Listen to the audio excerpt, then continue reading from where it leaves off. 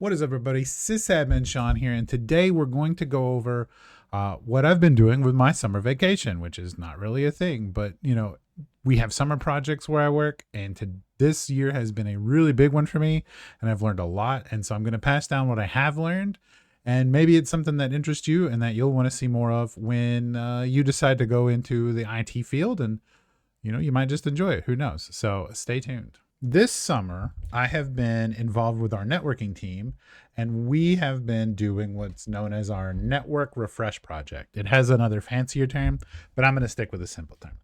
And basically, what that means is we're replacing all of the network equipment in our workplace. It is around 80 buildings worth of network equipment, multiple floors, multiple switch stack type things, stuff of that nature. So I'm going to go over kind of what I've learned so far.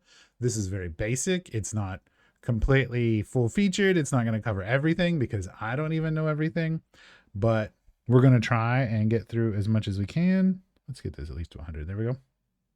And maybe this will make you go, oh, I'm kind of interested in networking and I want to do that in the future. So I will follow along. When you're working in a building, in a networking building that has multiple rooms, whether they're offices, hotel rooms, conference areas, things like that, you're going to have network drops. Well, how do those network drops get internet and different VLANs and all this networking stuff? Well, they all tie back into what are usually called telecom closets or networking closets. They're usually called telecom closets because they used to be for your standard old RJ15, RJ11 phones. But as that got ripped out and everything moved over to VoIP, they became networking closets, but the name doesn't really change. So what's usually in a networking closet? Well, so like I said, at one point there used to be, telephones in there, and they had punch down panels with a whole bunch of cables that went everywhere. And I'm not going to go over that. But most of the time, what you'll see in, let's say, a basement or bottom floor will be what's known as an MDF. Okay. I don't know what this stands for, but it's usually called an MDF. That's the part I've learned. And the MDF usually has a router and usually one switch stack in there with it for the floor that it's on. If it's on a floor without offices or anything, like if it's in a basement or something, there might not be this. But for the most part, it contains both of these things. So what's the router for? So the router is what's going to pull your internet connection and feed networking to IDFs. Now, what's an IDF? An IDF is kind of the other closets that you'll usually have on either one or every two floors, and they will hold switch stacks for all the ports that go to the offices. And it will also usually have stuff for like APs, security cameras. Maybe they've got HVAC controls, all sorts of stuff like that. So those are the first few things you're going to see. So the routers will then feed the IDFs. The IDF in the router and the MDF will feed the switch stack in the IDF, and that will connect into ports. Now you might be thinking, well, what does this all kind of look like? So what I'm going to do is I'm going to put some pictures up on the screen of kind of like what a generic switch stack might look like. We'll have some stuff showing up on there. And then we're going to go over that a little bit. So check out these pictures, enjoy some graphics I found on the internet. So let's move on to the next layer of this.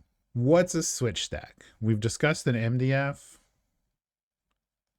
a router, which you should all know what that is, and an IDF. And I keep saying switch stack. So what's a switch stack? So a switch stack is, well, let's say, for example, you have a floor with offices on it and access points for Wi-Fi and security cameras to keep things safe and HVAC controls all on a single floor. What if that's more than 48 ports? Because your standard switch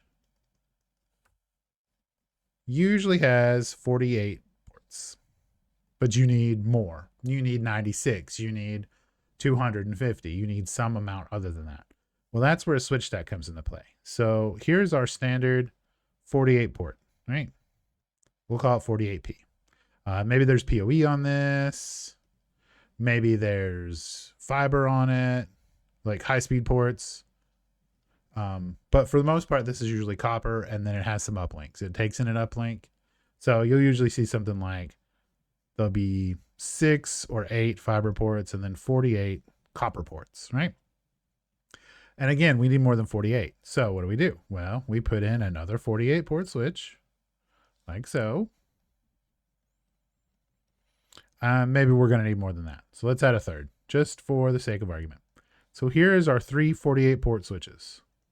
We've got, I don't know, 32 APs on this floor for some crazy reason, and the rest are all office ports. And then maybe 10 ports go to security cameras or something. Well, we don't want to set, we could technically configure each one of these completely separately and have an uplink from our MDF go to each one separately. But that's a lot of extra fiber runs, and that's expensive. So we're not going to do that.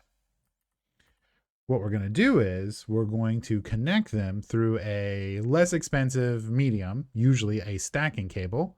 And they will go from like port 1 here to port 2 here, port 1 here to port 2 here, and then port 2 on this one all the way to port 1 on this one, right? And then our MDF will just connect to this first switch. So this is one fiber line, usually single mode. Could be multi-mode if it's a short distance. I'm learning that multi-mode is not all that great, and most people just use single mode these days, but you might see multi-mode out in the wild. It is usually orange. Single mode is usually yellow, but not 100% of the time. So anyway, so we've got our fiber going from the MDF, aka that router. That router is feeding fiber into our switch stack.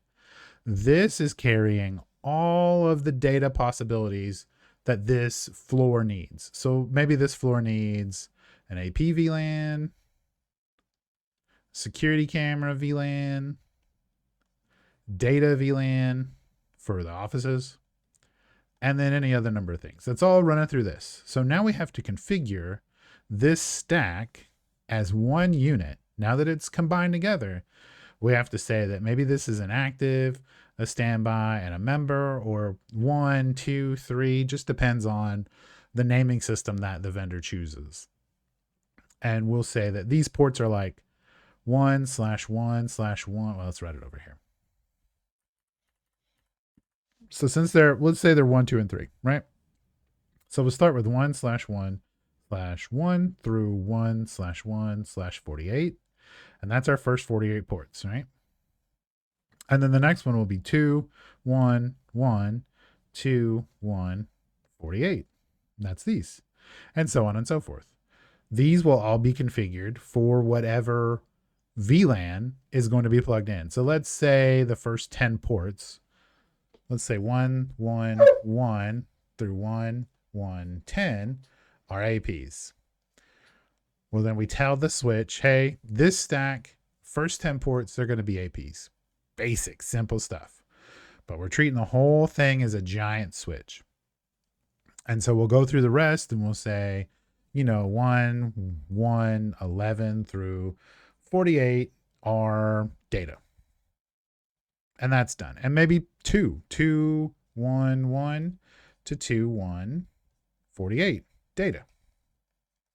Now all this gets configured again, all based off of which vendor you're working with, how they want to use their kind of config. Cisco is different from Dell, is different from Arista, is different from any of these other vendors. But this is kind of the basic layout is ports get assigned VLANs. VLANs come from assignments that the router is getting. The router is usually getting those from your core area if the router isn't your core. And then all that data can move back and forth.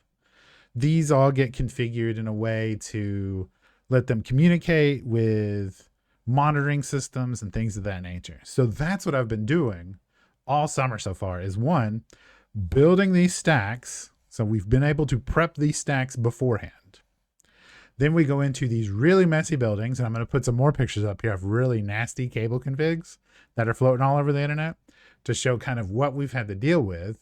And it's not really anyone's fault. It's not like we're blaming anybody for the way things were set up, but you have to go in there and you either recable it, and I'll show a nice, wonderfully recabled cabinet, or suffer the consequences, and I'll show you the same thing again. There's going to be this mess of cables, and you either have to pull all of them out and redo everything and make sure you mark, oh yeah, port 1 is an AP, but port 2 is a security camera, port 3 is an HVAC device, port 4 is data, port 5 is some other VLAN, and make sure that they're all labeled and that you get them plugged into the exact same way, and then you configure them the same way on the other end. We're doing this for pretty much 80 buildings, and I've shown you a 3-stack switch stack, but it can be as simple as a 2 or an 11. These are awful. There's so many switches to replace and so many cables to pull, and these cables, they don't age well, right? They're pretty painful when they get really hard and really crusty and all this nasty stuff. So that is why, all in all, I have not been making videos as often, because I'm exhausted. I'm truly exhausted. And again, I am just helping. This is not my planning. This is not my procedures. We are following an amazing networking team that has gone through and worked through every issue beforehand and is just telling us the easiest, quickest way to get things switched out. So while I am learning a lot because I've never done any of this before, this is the first time I've ever made a switch stack. This is the first time I've ever re-racked switches other than in a data center setting, which is much easier because you usually start fresh and you start in a new rack and you just bing, bang, boom, you hook everything up, and it's very simple in comparison. I'm learning a lot more of the other steps involved. So it's transceivers and multi-mode, single mode, all these different fiber discussions, stacking cables and different lengths of Cat 5, Cat 6, and how things need to run. And there's a distance on how far multi-mode can work unless you use certain kinds of transceivers, and a whole bunch of stuff I still haven't even picked up. But if the idea of being the person that gets to go into network closets, telecom closets, and swap out networking gear appeals to you, then you definitely want to look into being a network admin. It's actually really fun and really rewarding when you get to do this stuff. It sucks when people just go, the network's down, and it's not, or it is, and you can't help it. You have to, you're working on it. But it's super rewarding, and it feels really great to be able to go, this is clean, this is new, this is fresh, this is all done. And like I said, when you look at those pictures of what a messy rack looks like to what a nice clean one can look like, it's like night and day. You get a real great sense of accomplishment when you're done. At least I do, because it's something physical I can do with my hands. And then you learn all these neat commands for essentially Linux on switches. When you get down to it, there's lots of nice little macros that help you do all the configuration and stuff like that. But it's all CLI. And then maybe it connects into a central management device. You hope it connects into a central management device so that you can manage stuff remotely. But sometimes you have to go out there and plug in a console cable, and you have to learn your way. And that's what I'm doing in this channel a lot of times is I have a console cable. I go down to my data center, as I call it. I plug into a switch and I do configurations on it. And hopefully I'll have another one of those videos ready soon. But for right now, I'm still gung-ho on this project and coming home pretty tired every day and not wanting to be anywhere near a computer or technology for a little while. So I do apologize for not getting uploads done as fast, but it's because I'm learning all this cool, neat stuff. And I hope you see this and you go, oh, that is really neat. Or maybe you're not into it. Maybe you're like, I really only care about virtualization and servers and data center stuff. And that's cool too. But sometimes you get to do stuff you don't like doing or you're not used to doing. And sometimes it turns out to be something really cool. So if you get the opportunity, if someone says, hey, do you want to learn how to do our switch stacks? Say yes. It's actually pretty neat. But that's it for this one. Chikwa needs to go out and take care of some business, so I will let you all go, and we'll see you in the next one.